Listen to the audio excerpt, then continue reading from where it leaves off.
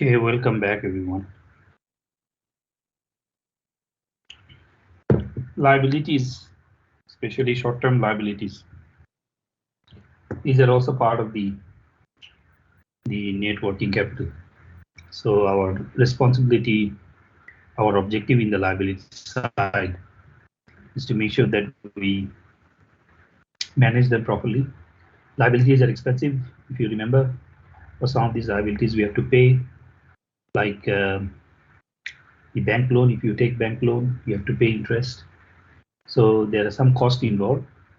And also liabilities you have to pay on time. So there is a credit worthiness. Your relationship matters with with the company. So we look into this issue. First one is accruals. Accruals is accrued expenses. These are the expenses that are to be paid, but these are recorded but not yet paid. So these are not costly. It does not cost anything to the company. You can, instead of paying me every 15 days, UPD can pay me every 30 days. So it does not increase any cost to the company. These are spontaneous. It increases with your business. If your business increases, sales increases, accruals also increases. You need more people, and more people will have accrued salaries, and can be designed according to the organizational payment structure. So if the payment structure changes from 15 days to 30 days, it can be redesigned according to the payment culture. So accruals are good for the company. The more accruals you can create, generally will save a lot of money and time for the company. But obviously, you still have to follow the international standards or national standards. You cannot simply say that for this month the payment will be given after 3 months. That you cannot do. You have to still pay within the month, but you can do restructure the payment. Accounts payable. Accounts payable is created from credit, so may or may not be costly. Depends on whether you can take the discount. Remember, we did not take the discount, so 44% was the cost of credit. So it might be costly. Opportunity cost might be very high if you do not take the discount opportunity. And this cost is calculated using this equation. Cost of accounts receivable calculated this equation.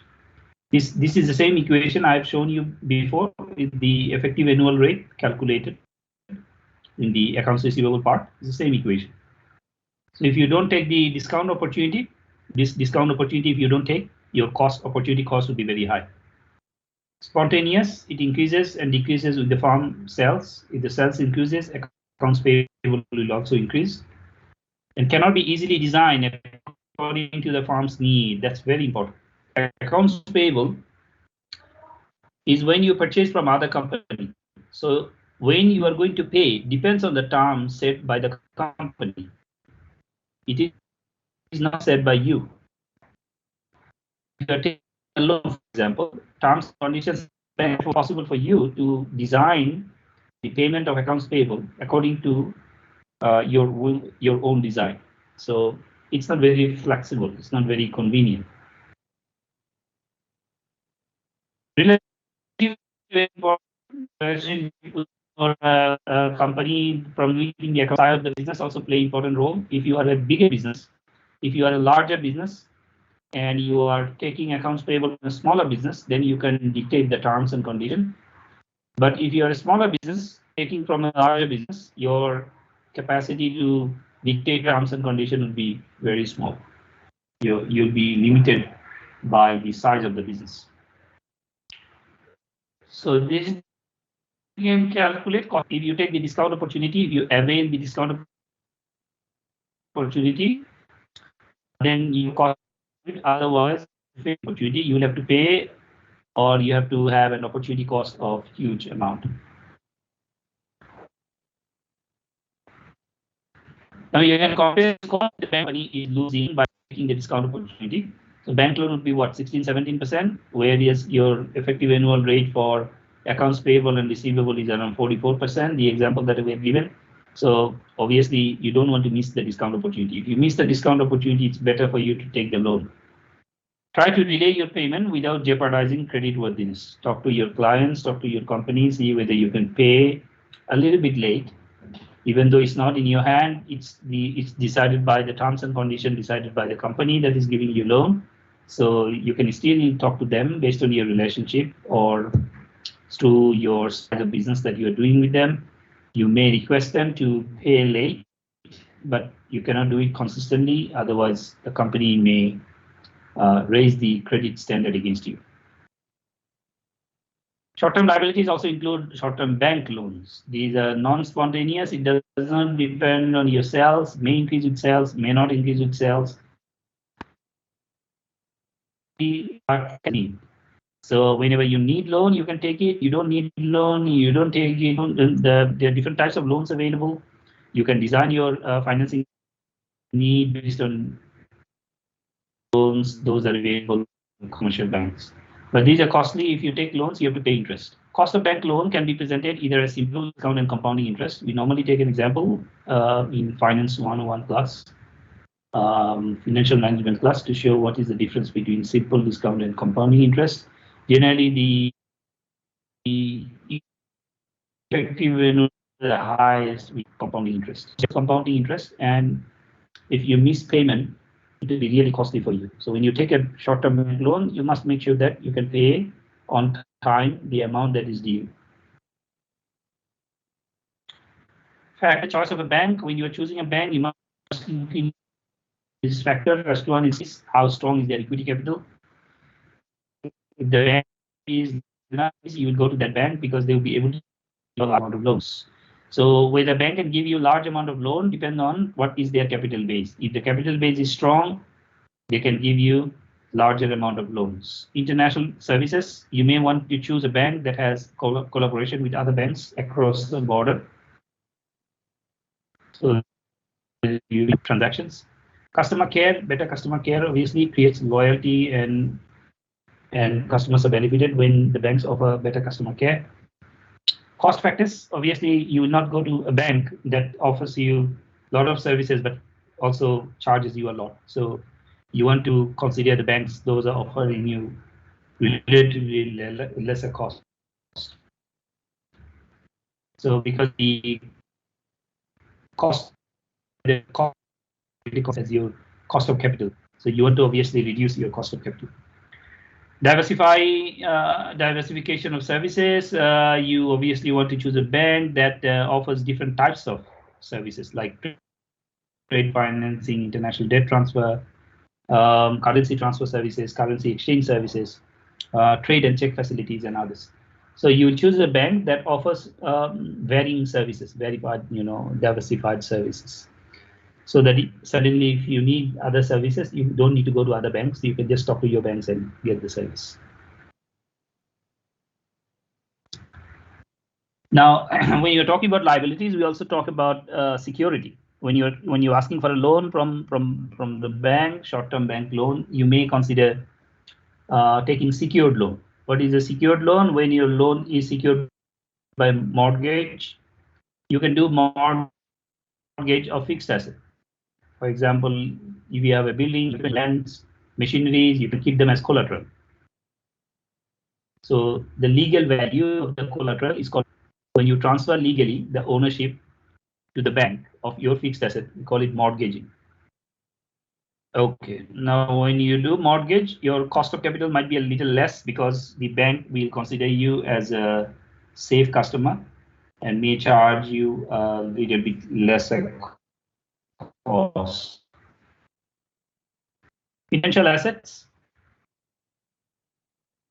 You may also financial asset, liquid financial asset as collateral, because liquid financial asset gives return, and this can be sold anytime. These are equivalent to cash, and it can be considered as a very good collateral. Many banks actually consider financial asset more than fixed asset as collateral when they're giving loans.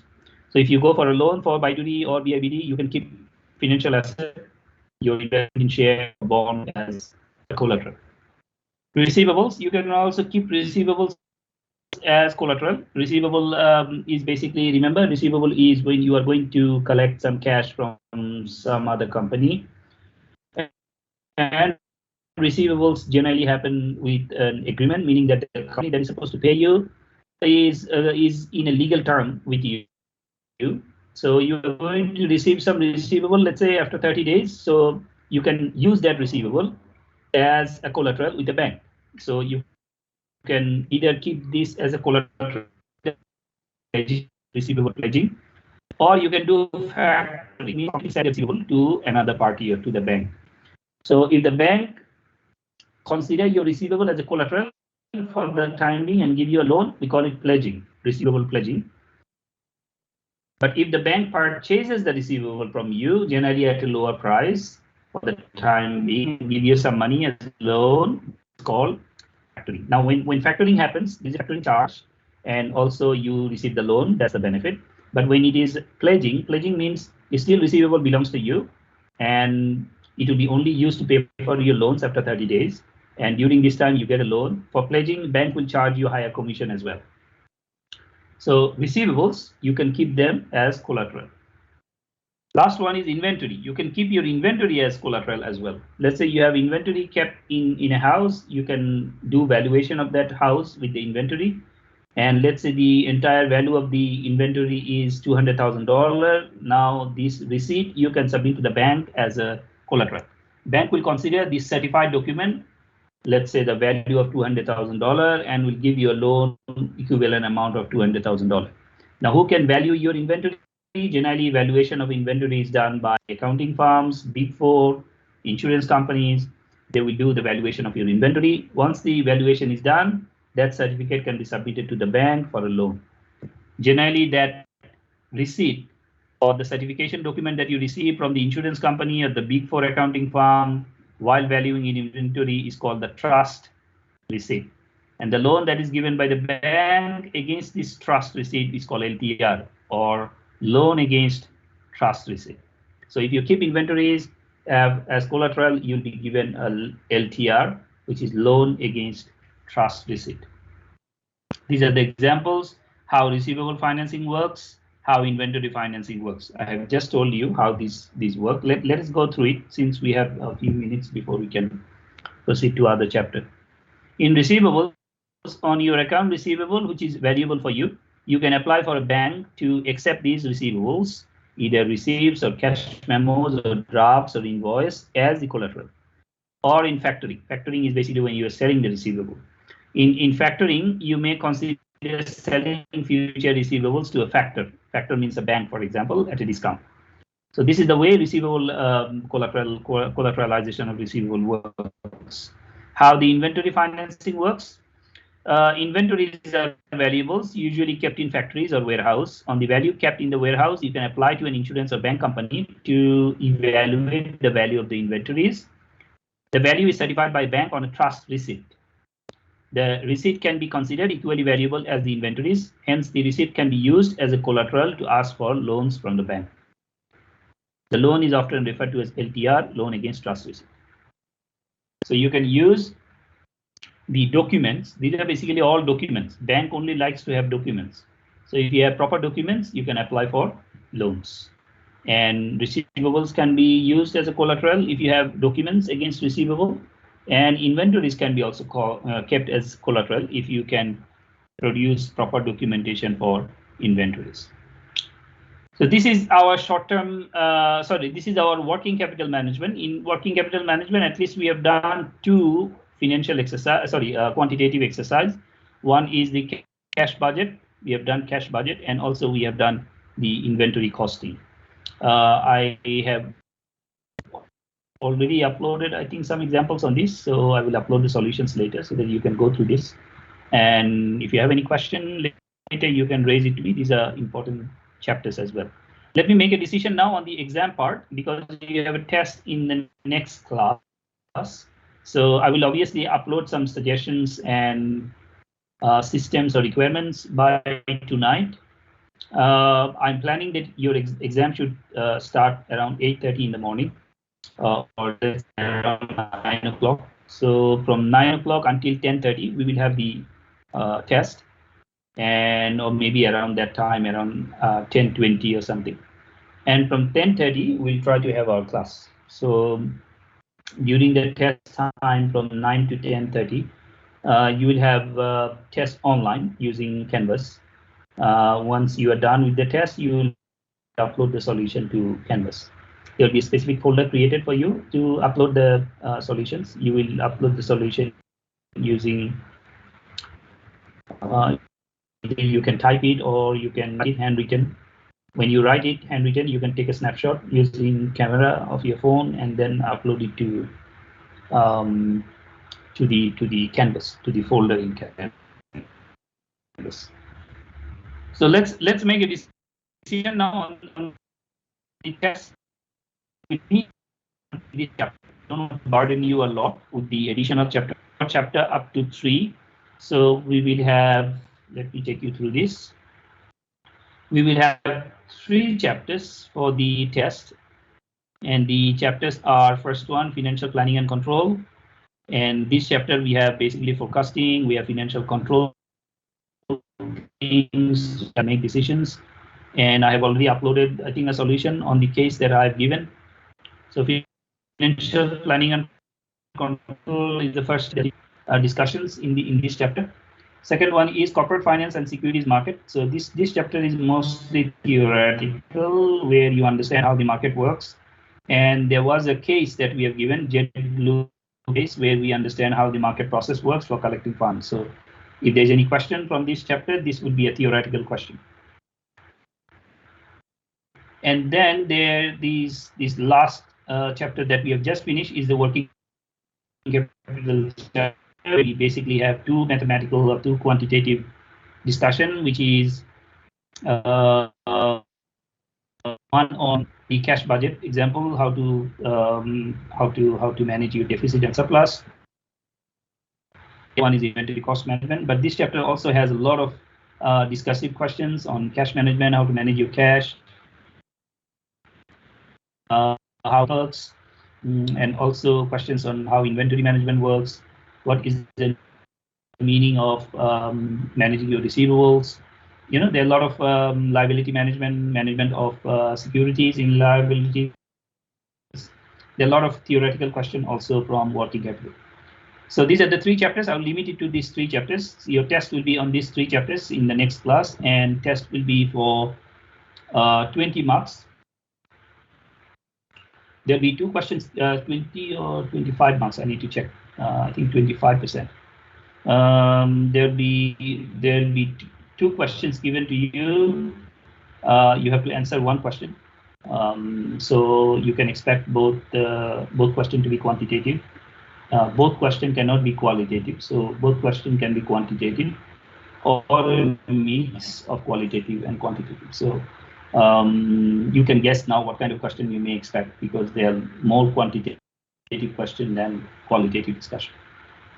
So these 3 chapters will be included in your syllabus. I will give you some more details about the exam. I will try to upload it tonight or by tomorrow. Go through these 3 chapters again and again. If you see any problem, let me know. And yeah, up to this 3 chapter would be our test. Let's go to the 4th chapter, payout, which is not included. Once again, it is not included in our test. And we will try to have it just to continue our semester topics. And then in the next class after the test, we will finish the remaining topic before we go into semester break. Okay, so dividend policy is our next chapter. In this chapter, what we are going to do is we are going to make some decision about corporate payment of dividends, why they pay dividend and not, and things like that. And we also will try to familiarize with the concept called repurchase of stock. Repurchasing is another technique, is a dividend payment technique. Many companies are using this these days. So we will see when the company repurchases, when the company pay dividends. We'll also look into the decision criteria, how the company decide to pay dividends. We'll also look into the theories of dividends, some of the theories that create a lot of controversy in the past, which company to pay dividend, which one not to pay dividend. And finally, if we have time, we'll try to see the connection between dividend and corporate value. I give you a link here to look into Axiata is a company. Axiata dividend policy. If you click there, you will see what kind of dividend policy they follow and things like that. I encourage you to go and visit their website. This is the trade-off between repurchase and paying dividend. There's 15.2% farms that do both. They do repurchase and they do dividends. Okay. Now repurchasing means company will repurchase the share from the investor. This is a kind of payment through which company pay the shareholder but buy back the share. But when company pay dividend, they don't buy the share. Share is still held by the shareholder. Just only a percentage of dividend is paid to the shareholder. So technically, dividend and repurchase may have separate financial implication, but both are strongly important. Both no is 55%, which is really important. Repurchase no 55%, dividend no 55%.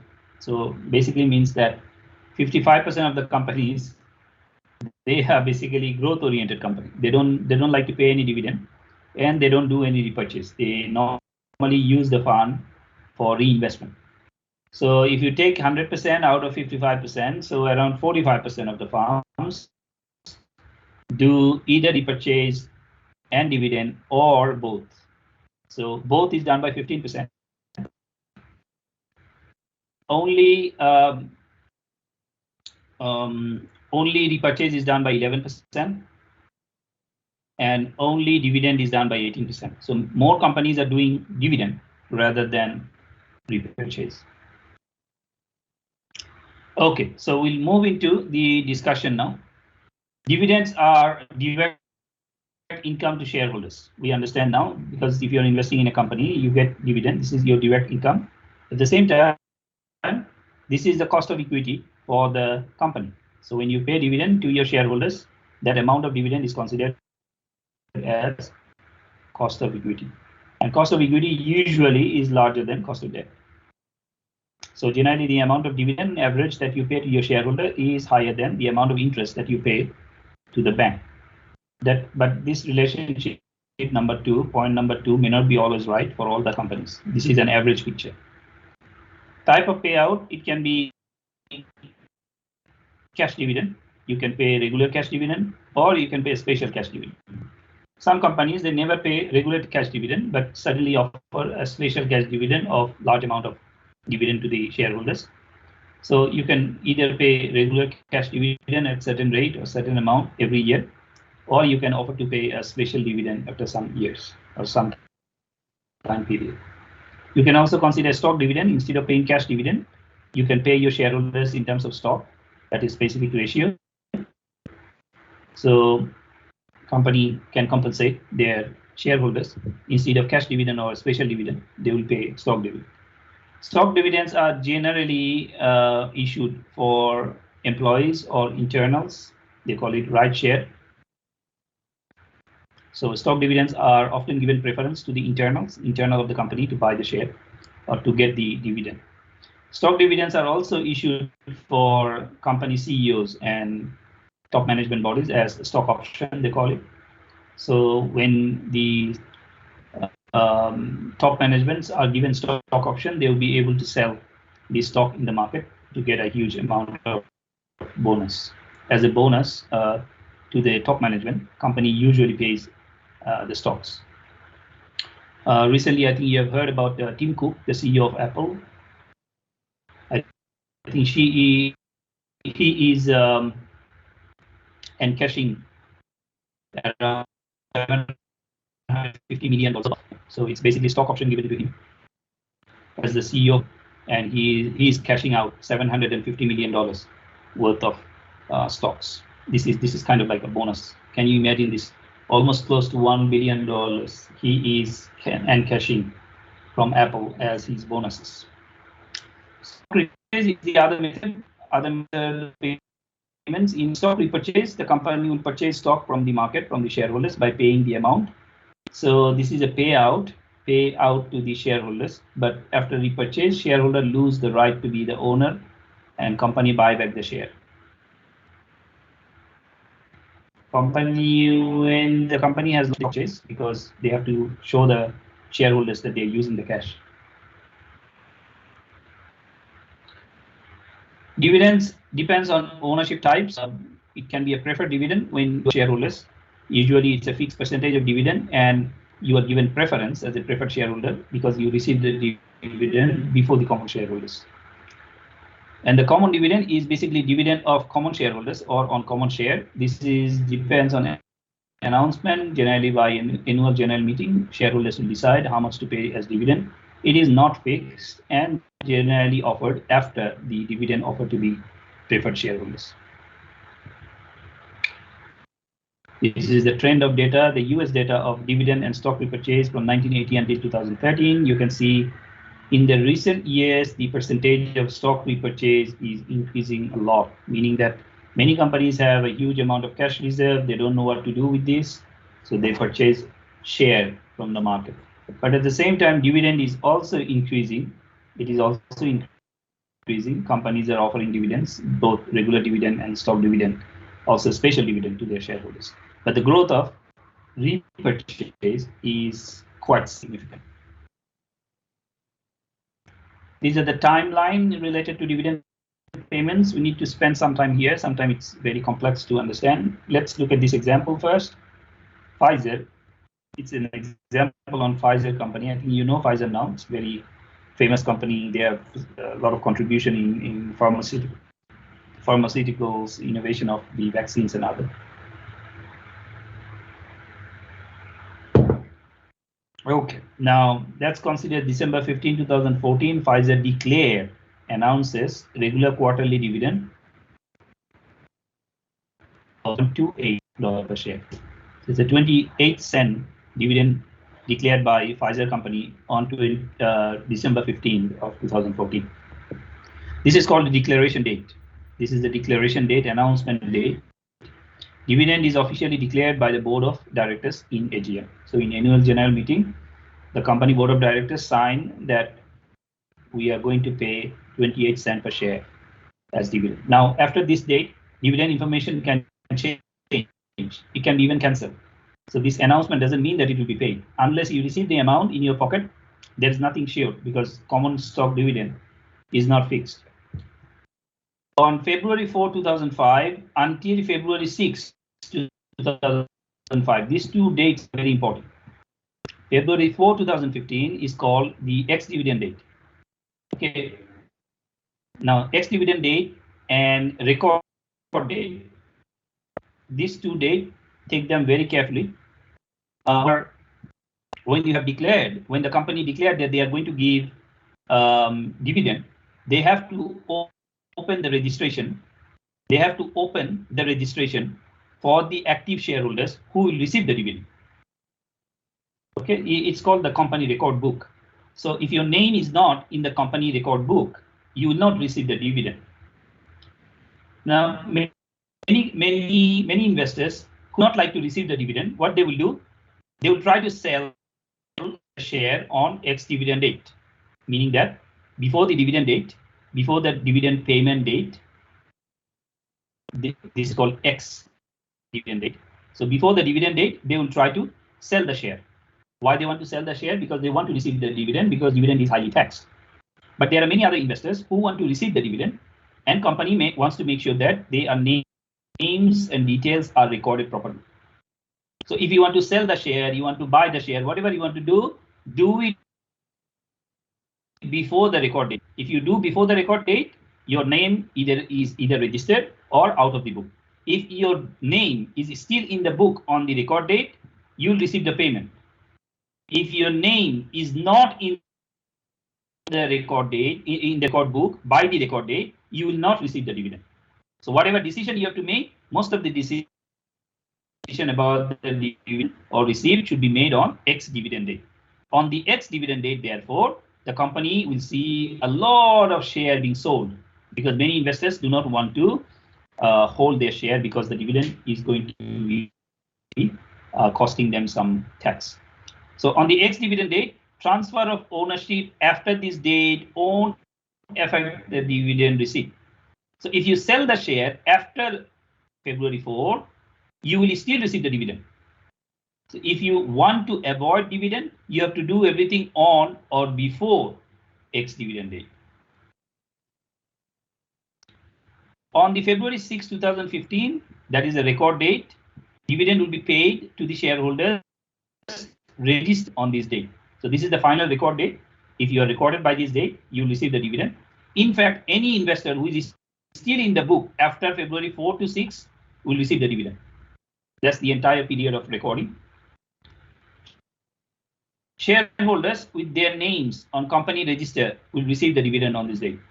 So if your name is still there in the company record that you are still the shareholder by the record date, you will receive the dividend.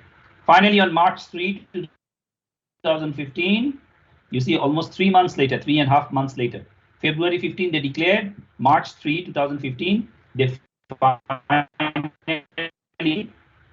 deliver the checks. So dividend checks are mailed to shareholders. This is very traditional. Nowadays, they simply transfer to the bank. So this is called the payment date, and dividend is finally paid to the shareholders. Now, there is a consequence if the company does this quarter.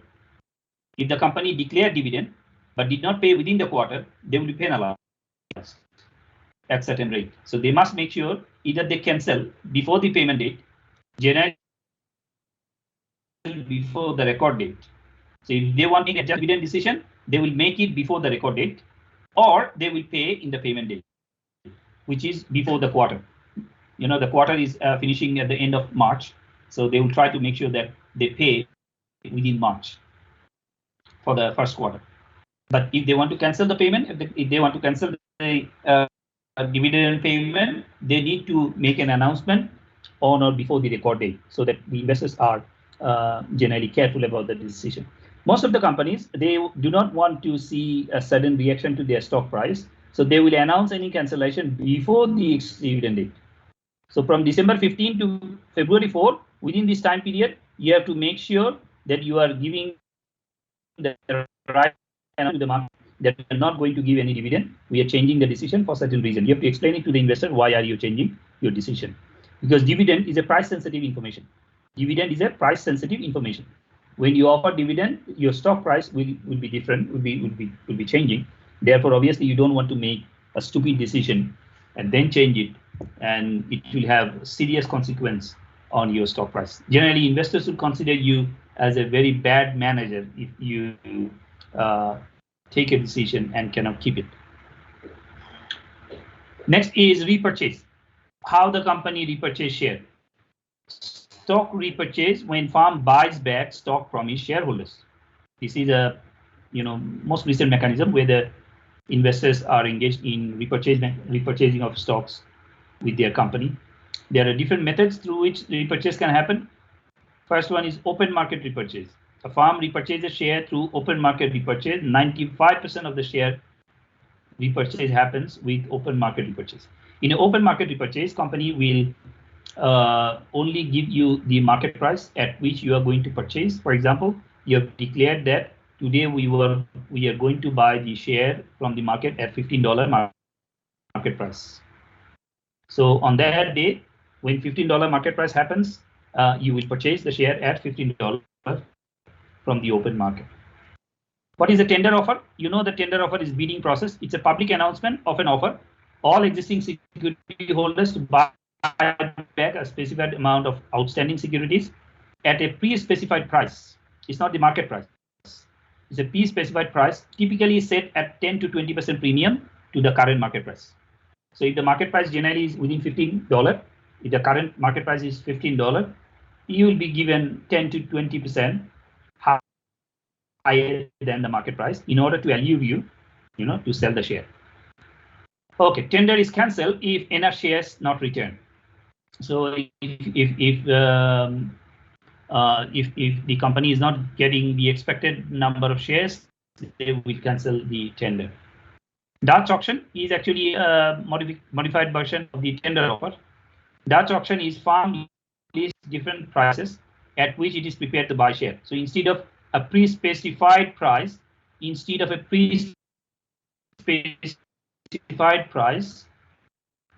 in tender offer, a Dutch auction, list of prices, range of prices, number of prices. You'll give a number of prices, a list of prices, and you will tell the buyer, you will tell the seller that at what price they want to sell the share. And obviously you choose the best price to buy the share. So shareholders in turn indicate how many shares they will sell at each price. When you give the prices, list of prices, shareholders can now choose at what price they want to sell the share to you. The firm then pays the lowest price, which can buy back the share, each desired number of shares. So how many shares you want to buy? 10 million shares. What is the lowest price? $10. You'll buy at the lowest price from the shareholders. Targeted repurchase. It is also a modified version of the tender offer.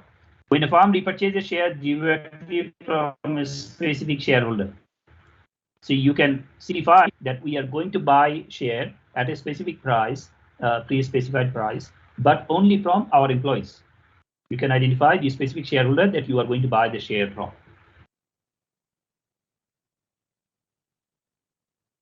Last one is a strategy, basically.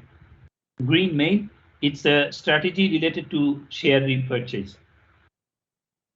Now, when the firm is having a threat that another firm is going to buy your firm, okay, it's called threat of takeover. What is a threat of takeover? This is a threat that another company will buy your company.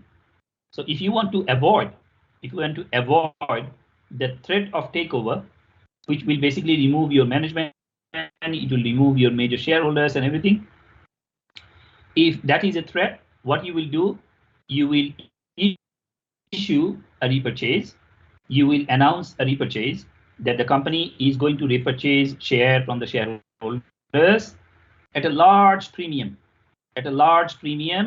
over the current market price. Let me give you an example. Let's say the current market price is $10, and suddenly you feel that another company is trying to buy you in the market. If they can buy 50% of your share, become majority shareholder, they can buy you back. So if this is the threat that you are facing, what you can do is you can announce a stock repurchase at $100, for example. So if this is only an announcement, nothing else.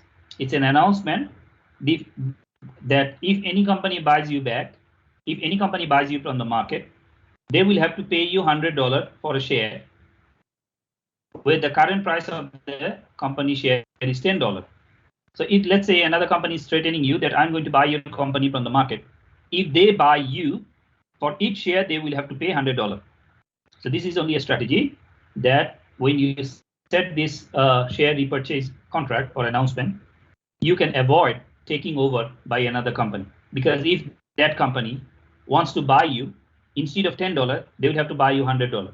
This is called a green mail. It's like, black mail thing. It's kind of like blackmailing, but it's called green mail because it's positive to the existing shareholders. That's why they possibly call it green mail. So green mail is a repurchase related announcement where the company wants to avoid the threat of takeover by announcing a targeted repurchase at a premium price at $100 when the current market price is $10. So repurchase can be useful.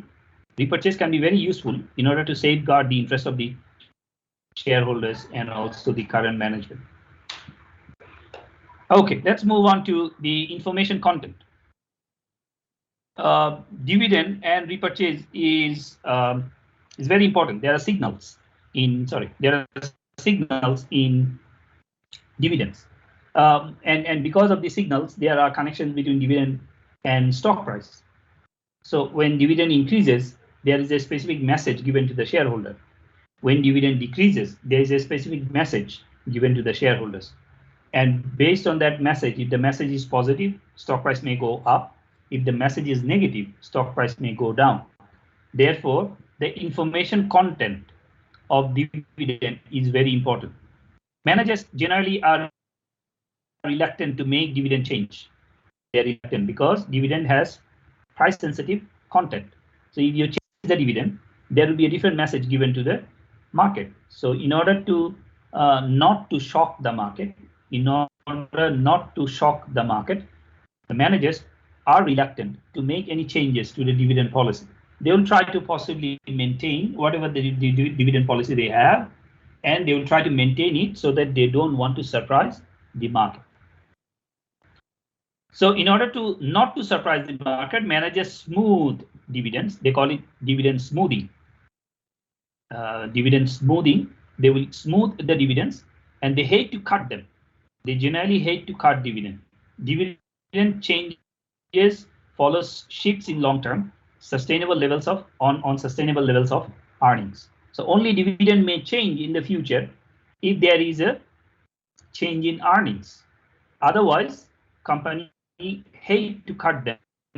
Company normally does not change the dividend so that they don't want to surprise the market. Because if they surprise the market suddenly, stock price will go up or down. That may create a lot of problem for the managers.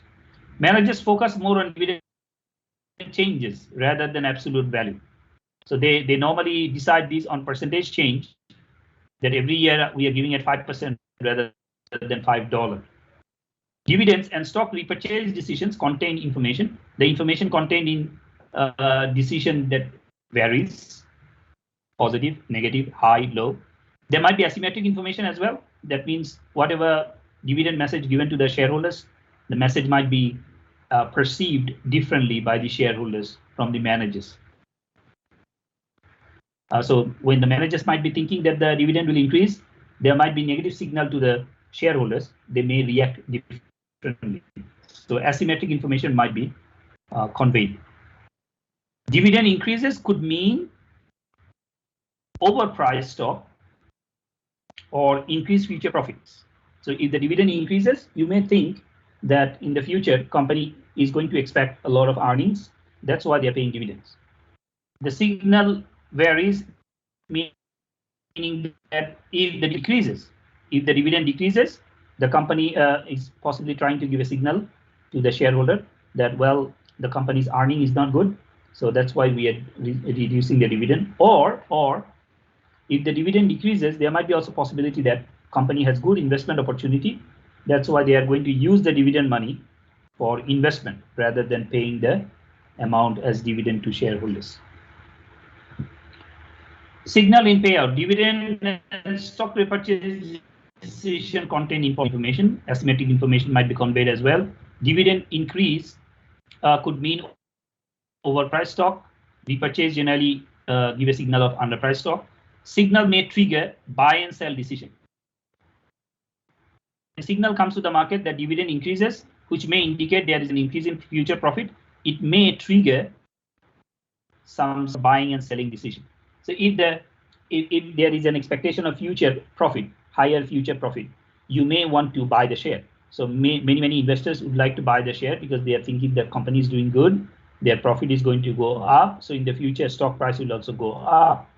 But some investors may also think otherwise. If the dividend increases, profit may go up. In the future, company will pay a higher amount of tax. If that is the case, then company may lose stock price. So they will try to sell their share. So there is always asymmetric information between the shareholders and the managers, which may affect the stock price. The purpose of dividend survey done in 2004 to understand what executives think about paying dividends. The highest, almost 93%, we try to avoid reducing the dividend. 93% of the company managers, they shared that they try to avoid reducing the amount of dividend because they don't want to surprise the market. We try to maintain a smooth dividend stream. So they try to kind of maintain the same dividend policy or rate every year. The lowest is the cost of external capital is lower than the cost of a dividend cut. So generally, they still propose a dividend because they believe that cost of external capital is lower than cost of a dividend cut. So they rather, instead of cutting dividend, they rather choose to maintain a proper dividend policy. Let's look in the middle somewhere. We are reluctant to make a change. We have to be reversed. You see, very dangerous. It's around 80%. Managers are afraid of the thing that if we dividend, that decision may come very negatively, and we may have to reverse the decision. Remember, I told you that before the ex-dividend date, many companies cancel the dividend. Look at the market and they see that when the dividend is announced, stock price start falling. So they want to reverse the decision. And that reversing decision is very costly. So company doesn't want to suddenly make a decision and reverse it. So that's why they will either try to follow a smooth dividend policy. They don't want to surprise the market. Impact of dividend change on EPS. What is the dividend change on EPS? The study was done long time ago by Healy and Palepu, 1988, and they have shown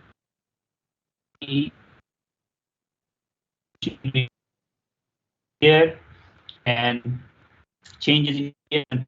So the bar chart one is showing dividend rise and line chart one is showing. So when the dividend is rising, the stock price is also changes in stock price, EPS to price ratio is increasing, is positive.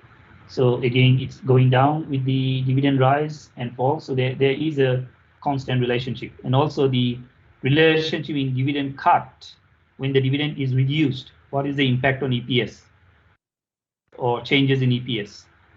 Or the relationship between EPS and price change is negative and seriously negative when it comes to dividend cut.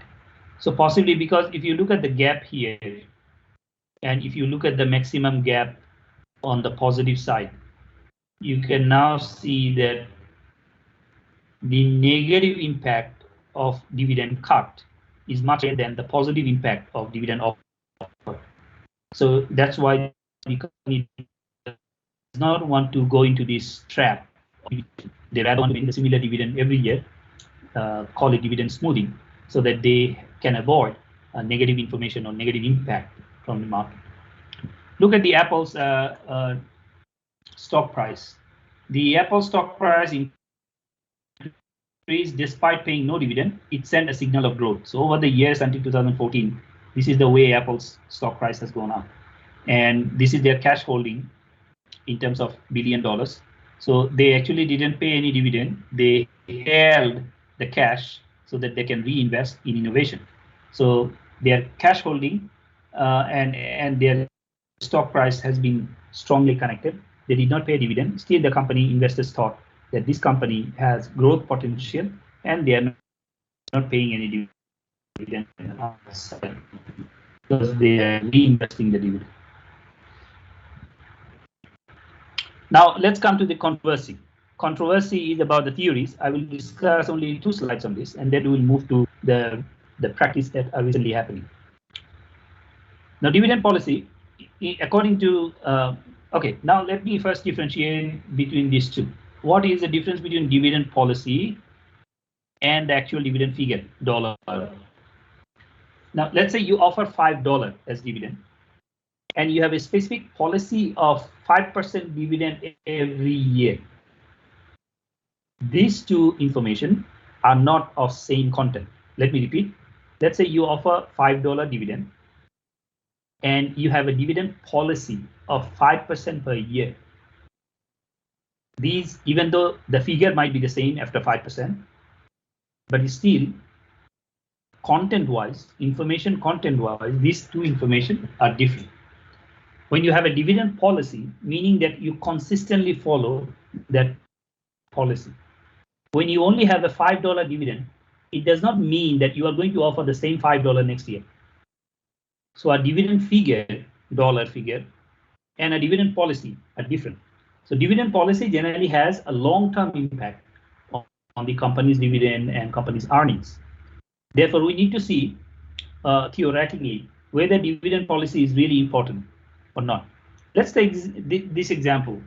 This example was actually given by Modigliani Miller. I think you know Modigliani Miller already.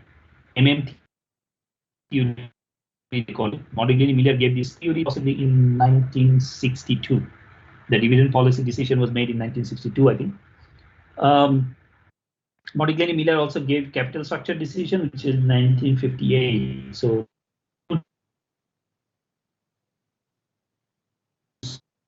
two topics. Let's assume that Demiconductor is a company, Rational Demiconductor. This is company name.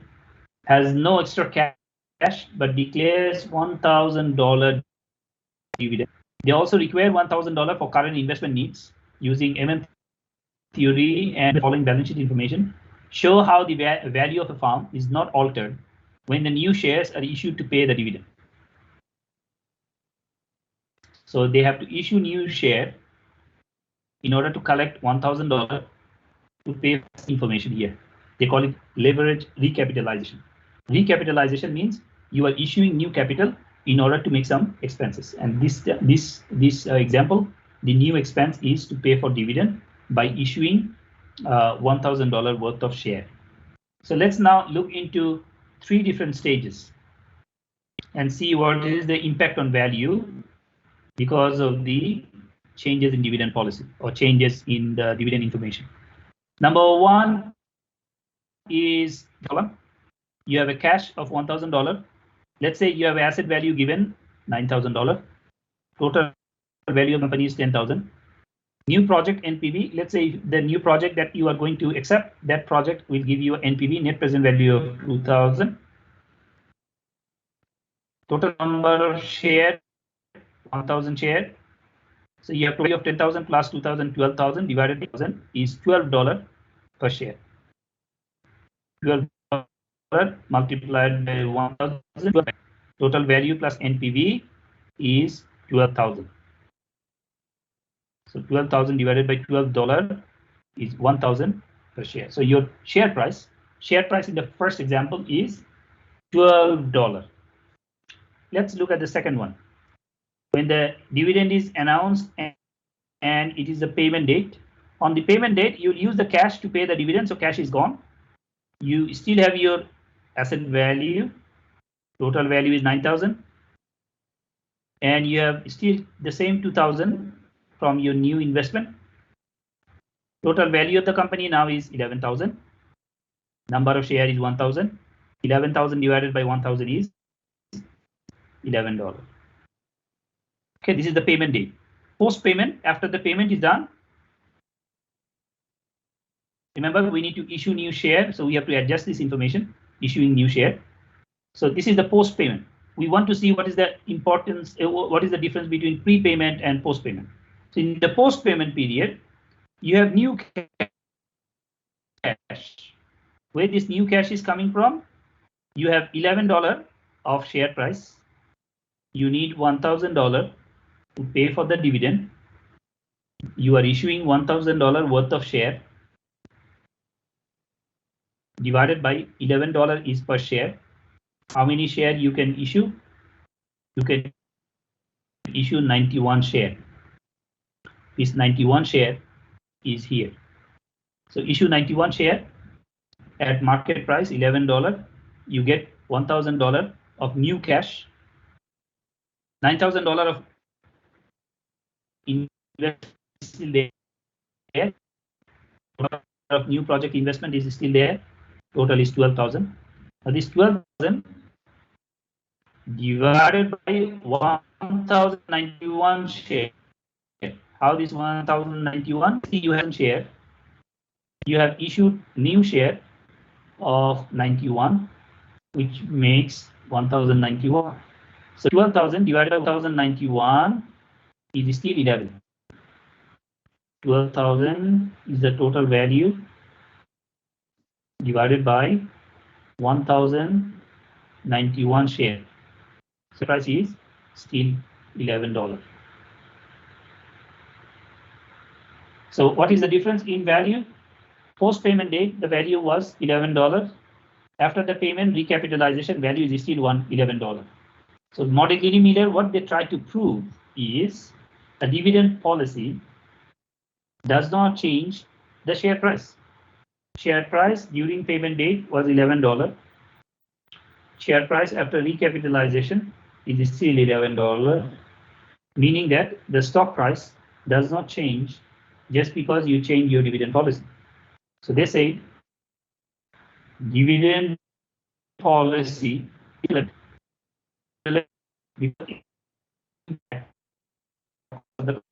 Remember what was the main objective of a company? Main objective of a company is to make sure that stock price increases. But if the stock price does not increase, positively change the stock price, meaning that that decision does not have any impact.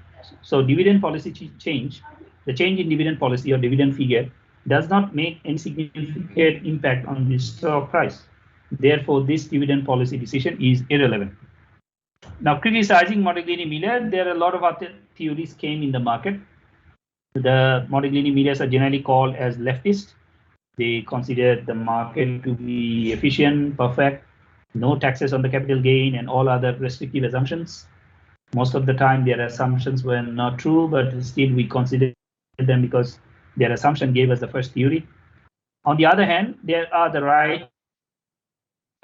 The rightists thinks that the dividend will be paid, or the company will have a dividend based on bird in hands fallacy.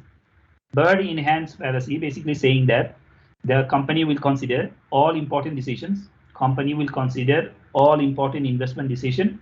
If there is anything remaining, that means if there is a bird in the hands, then they will consider for dividend. Let me repeat. The rightists think that company will consider dividend after considering all investment, all good investment. So all NPV, all good positive or positive NPV project will be considered first. And if there's any amount remaining from the earnings, that will be considered for dividend payment. And they also believe that dividend increases the value. Modigliani-Miller thought that dividend does not increase the value. There is some people in the middle. These, they call it the middle of the roaders. The middle of the roaders, they have some leftist view, and they also add some evidences from the rightists. And their differences, the difference between middle of the road and the two other, leftist and the rightists, is based on tax differential, because different countries offer different tax rate on the dividend. So they believe that because of tax differential in countries, the implication of dividend policy would be different. So there might be tax fleet, there might be imputations in different countries, tax imputations, for which the implication of tax on the dividend policy may make some changes, may make some difference in the value of the company. So overall, there are three different theories on dividend policy. The leftists believe that dividend policy and values are not connected. The rightists believe that there's a strong connection between dividend and value. And the middle of the roaders, they believe that this connection, which may exist between dividend and value, might be due to tax differential and other regulation changes in the market. Now move to the rightists. Basically, we will now move to the rightists, realistic, and to give you some evidence. You see the evidence here. We'll try to show you some evidence, theoretical evidence, to see whether dividend and value connections are really fit or not. I'm not sure whether I'll be able to finish the chapter today. If we cannot finish the chapter, we'll just continue in the next class. No problem about it. So let me see whether I want to burden you a lot on this or not, because there are some theoretical issues here. Okay, let us continue a little bit. Then we will stop somewhere. Let me see. Tax kind retention of cash. Okay, we'll finish until slide 19. This is until where we understand the tax implication. So tax is the most important variable in deciding whether dividend has any connection to value or not. We'll discuss about the tax issue, and then we'll finish. Let me see whether I can continue and finish. So market imperfections, meaning that there are a lot of evidence coming out. Those are saying that the connection between dividend and value is very strong, meaning that when the company pays dividend, they consider all these market imperfections and they know dividend value will change. That means changing dividend will change the stock price of the company because of these factors. And these factors are called market imperfections because in a perfect market, in Modigliani-Miller market, these factors are not applicable. These factors are absent. So we will continue with the tax and possibly finish with the puzzle. 2 points we'll try to cover. Let's go to the tax and dividend payout decisions. Look at the table here. This is the tax rate in the US market from 1971 until 2012. This is 2003 until 2012. So during this time, look at capital gain tax rate, meaning that this is the tax rate you pay if you make a gain. 1 to 78, it was 35%. In the most recent year, 2012, it is 15%. And Trump government, I think in the recent year, Trump government made both of them same. They kept both of them same. So still it is same, but they have reduced it. Dividend tax rate in 1971 was 70%, meaning that if you are receiving dividend, it will cost you more. That's why many investors did not want to receive any dividend. In the most recent year, however, the dividend tax rate is same as the capital gain tax rate, meaning that 15% and this 15%, it means that it does not matter whether the company investor chooses to receive dividend or they want to simply sell the share and just go out. So if you sell the share from the profit, you give 15%. You give 15%. It does not make any difference whether the investors sell the share or they want to keep the share. Shareholders must pay taxes on dividends. Dividends are typically taxed at a higher rate than capital gain information. Other markets, still the dividend tax rate is high. They must also pay capital gain taxes when they sell their share. In fact, in the long term, investor can defer the capital gain tax forever by not selling. So if the company doesn't pay any like Apple, if you do not sell the share of Apple, you actually never pay any tax.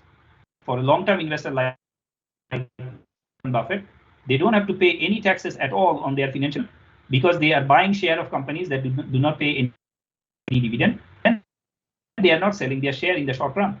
So you hold the share, don't receive any dividend, you never pay any tax at all. Higher tax rate on dividend makes it undesirable for a firm to raise funds to pay a dividend, meaning that if you pay higher tax on dividend, investors will be discouraged and the demand for share will be lesser and company will not be able to raise capital from the financial market. When tax rate on dividend is greater than tax rate on capital gains, shareholder will pay lower taxes if the firm uses share repurchase rather than dividend. So if let me take you to the previous slide again. Let's say between these two rates in the US market, let's consider two rates. First one is, let's consider this 71 to 78. Dividend tax rate is 70%. At this time, investors will prefer the firms that go for share repurchase rather than company that is going for dividend payment. So if the company goes for dividend payment, investors will not buy their share, will sell their share because dividend tax rate is high. Rather than they will go for the company. Share repurchase means you sell the share to the company, and on the profit that you receive from the share, you lesser amount of tax. But in the recent period, 2012, both the rates are same. Receiving dividend or selling your share to go for repurchase. That gave growth, that gave growth of repurchase. So you can look at the firm's one and the firm's repurchasing share, the value of the company purchasing in terms of purchase and dividend payments. So 30% of companies are share repurchase and an average of 50% dividend. So still there are many companies paying dividend, and you need to consider this decision carefully because this is involved. Also, share repurchase, value of share repurchase, and the percentage of total payout has increased over the years because the percentage of tax paid on the capital gain was lower than the percentage of tax paid on dividend. But in recent years, it's getting a little bit of shock because both dividend tax rate and capital gain tax rate is now same. So investors are indifferent about the two decisions. So tax rate has important implication on stock price. Why firms still offer dividend that hurt tax savings? The firms are offering dividend. They know that if they offer dividend, this is going to hurt the investors. Why they are still offering dividend when it is going to affect or impact the tax savings? The preference for share repurchase rather than dividend depends on the difference between dividend tax rate and the capital gain tax rate. TD is the dividend tax rate, remember 15%, 15%, and TG is the capital gain tax rate. 1 minus TG is the capital gain tax rate. Now, for example, if you have this one 15%, and if you have this one 15%, divided by 1 minus 15%. Just an example. If you have all 15%, meaning that the effective dividend tax rate is basically infinite, 0. That means the tax advantage, the additional tax advantage that you receive from choosing either dividend or capital gain is 0. This measures the additional tax paid by the investor per dollar of after-tax capital gains income that is instead received as dividend. So if this equals 0, meaning that this investor does not have to pay any additional dollar amount as tax on the capital gains, meaning that they are indifferent about receiving dividend or receiving capital gain. So as long as tax is not equal, let me repeat, as long as tax rates vary, you see the point here, as long as the tax rate vary, okay, even by jurisdiction or whatever it is, as long as the tax rate vary between capital gain and dividend, there will be always a changes in stock price, because the investors will find either dividend tax rate or capital gain tax rate as their advantage. If they want to hold on to the stock, they don't want to sell the stock, they will get tax advantage. Or if the dividend tax rate is low, they will instead receive the dividend and they will enjoy tax benefit. So as long as these two are not 15%, there will be always significant impact on the stock price. Whenever there is a tax rate change, the dividend decision will have significant impact on the value of the firm. What is a clientele effect? Clientele effect is, remember, some of the investors who does not want to have dividend and they will try to sell their share on X dividend date. Remember, I told you in the first few slides. If you come here, let me show you again. So on February 4, some of the investors will try to sell share. Why? Because they don't want to receive the dividend, because dividend is going to incur them some cost. Dividend is costly because dividend will incur them taxes. So if this is the case, some investors will try to sell their shares. Their dividend tax rate would be generally higher than others because of their income level, because of investment horizon, because of the tax jurisdiction they are currently in, and many other reasons. For a number of reasons, some investors will be in tax disadvantage. And because of the varying preference of those investors, there is a tax clientele effect. Now, who are these investors? Individual investors generally at the tax disadvantage. They don't plan properly. They try to buy share of the company. Those are paying dividend, and generally they pay higher amount of taxes. These investors are 52% of the market. On the other hand, institution pension funds, they don't have a specific tax preference. They can absorb some tax as well. They are 47% of the market. Corporations, they are in the tax advantage of dividend. They only pay dividend. They don't receive dividend in most cases. And they are only 1% of the market. So most of the investors, individual investors, they receive dividend and they pay tax. Because of that, they are in tax disadvantage for dividend. So any dividend offered will be disadvantage to them. So if I'm an investor and I'm in tax disadvantage and your company is offering dividend to me, obviously I will sell the share. So if I sell the share, many other investors, they are 52% of the market starting selling your share, meaning that your share price will go down, right? So any decision regarding dividend, when the dividend tax rate is high, will definitely impact the stock price. So tax clientele effect is basically there's a specific group of investors who want to sell the share because they want to avoid dividend. So in order to retain those investors, what you have to do? Completely ignore paying dividend. Now, tax clientele effect is also connected to tax capture theory. Tax capture theory says that the group of investors, they are high tax investors or low tax investors. They will try to sell the share or buy the share at a specific time period. So on the X date for this company, which company share? I think General Motors share. The example name is not here. I think it's the share of General Motors Company. So General Motors Company, when they announce dividend, on the ex-dividend, there are changes in stock price because positive news, dividend is offered, and immediately after price fall, and then fall again. You see on the ex-dividend date, stock price falls significantly because many investors started selling their share. And after the payment is done, again the stock price will go up because those investors who sold the share earlier, they will try to buy back because it's a good share. It's just because their company offered dividend, we sold the share. Now since the dividend payment is done, we will buy the share again. So during ex-dividend time,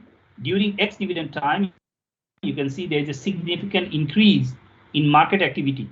See, there's a significant increase in market activity.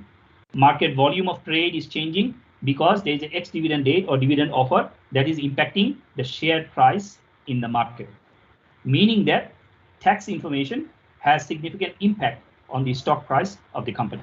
So what we tried to establish so far is the classical theory by Modigliani and Miller might be wrong because of number of factors related to tax. In the next class, we'll stop it here. In the next class, we'll have the test, and I'll give you some suggestion on that. Class, we'll try to finish these topics. If we have time to, if not, then we'll just take it to the second part of the semester. So I'll see you in the next class a bit late. Maybe I'll see you around 10:30 after we finish our exam. The exam will be happening on Canvas. I will upload some advice, suggestion structure on the exam. And if you have any question, you can ask me, email me. Try to prepare on 3 chapters, chapter 1, 2, 3, financial planning and control, how companies borrow from the market. And the third one is the short-term or working capital management. I have already uploaded number of questions, cases. I will try to upload the solution, suggested solution if I have not done already. Try to practice those again and again. You will have 1 question to answer, 2 questions will be given, 1 question you need to answer. It's generally open book, but definitely don't waste too much of time on opening and closing books because you will lose a significant amount of time. And obviously, since it is open book, the questions will be lengthy. You need to write a lot, type a lot. And my personal suggestion is you use Microsoft Excel. If there's any calculation type thing, follow my format, the format that I have used. And if there's any typing to do, type it in the Excel file itself and upload the Excel file your name and ID. Only ID. So that I understand that you have done the calculation in Excel. I can see what calculation you have done and not or not. So okay, that's all. I'll give you some structure and advice and suggestions on the exam. Hopefully by today or tomorrow, I'll try to upload all the contents that I've already uploaded. All the questions I'll try to revise again. You'll also try to see whether there's anything that you don't understand.